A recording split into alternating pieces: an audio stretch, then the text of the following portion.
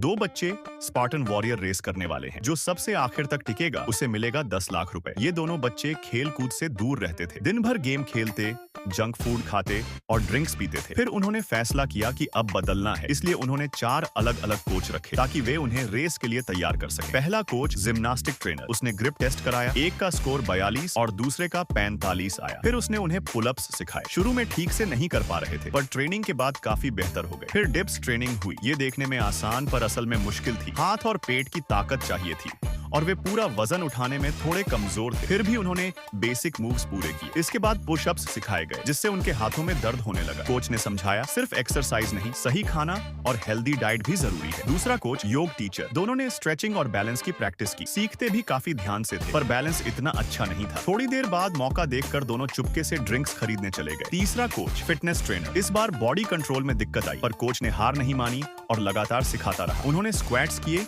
और थककर जमीन पर गिर पड़े। फिर उन्होंने भारी टायर पलटने की ट्रेनिंग की, जिसने उन्हें बहुत थका दिया। इसके बाद ऑब्स्टेकल ट्रेनिंग हुई और यह दोनों आसानी से पास कर गए। अंतिम ट्रेनिंग एथलेटिक्स कोच ने सबसे बेसिक चीज से शुरुआत की, दौड़ लगवाना। उन्होंने 5 राउंड पूरे किए। फिर शटल रन और पैराशूट रेजिस्टेंस रनिंग भी की। टांगें कांपने लगी, पर दोनों ने ट्रेनिंग पूरा किया। अब तैयारी पूरी हो चुकी थी। रेस का दिन आया। सैकड़ों बच्चे चैलेंज के लिए आए। सब तेजी से दौड़े और बीच बीच में कई टास्क भी करने पड़े। ये प्रतियोगिता आसान नहीं थी, लेकिन पहले की ट्रेनिंग ने इन दोनों को मजबूत बना दिया था। ताकत हो या सहन शक्ति, उन्होंने हार नहीं मानी और आगे बढ़ते रहे। वे बोरे उठाकर दौड़े और आखिर में पूरी रेस सफलतापूर्वक पूरी कर ली। दोनों ने चैलेंज जीत लिया। तो दोस्तों, अब तुम बताओ, तुम्हारे फोन में टाइम कितनी हुई है?